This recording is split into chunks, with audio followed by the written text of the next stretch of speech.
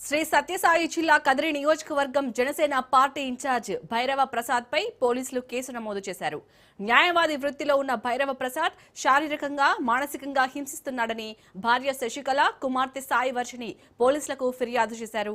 తన భర్త తనను నిరంతరం శారీరకంగా మానసికంగా వేధించడమే కాకుండా చెడు అలవాట్లు కలిగి ఉండటాన్ని తాను ప్రశ్నించిన విషయంలో తనతో గొడవ పెట్టుకుని ఇనుప రాడులతో తలపైన శరీరంపైన ఇష్టానుసారం కొట్టి గాయాలకు చేశాడని, అడ్డు వచ్చిన తన కూతురు సాయి వర్షిని కూడా కొట్టాడని పోలీసులకు ఇచ్చిన ఫిర్యాదులో పేర్కొన్నారు.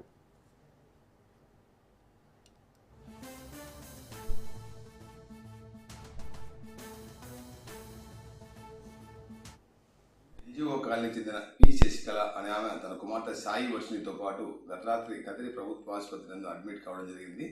అక్కడ అవుట్ పోస్ట్ నుండి వచ్చిన సమాచారం మేరకు మేము వెళ్లి విచారించగా ఆమె తన భర్త లాయర్గా పనిచేస్తాడని, అంతేకాకుండా జనసేన పార్టీ నియోజకవర్గ ఇన్ఛార్జిగా పనిచేస్తాడని, ఈ క్రమంలో గత కొద్ది కాలంగా తనను తన కుమార్తెను ఇబ్బంది పెడుతున్నాడని, అంతేకాకుండా ఆ విషయాన్ని ప్రశ్నించేందుకు గత రాత్రి తనను ఇనుపరాడు తీసుకుని కొట్టి గాయపడటం జరిగిందని, అడ్డు వచ్చిన తన కుమార్తె సాయి వర్షిని కూడా కొట్టి గాయపడటం జరిగిందని ఆమె ఇచ్చిన ఫిర్యాదు మేరకు Kadiri town police station case నమోదు చేసుకున్నాం.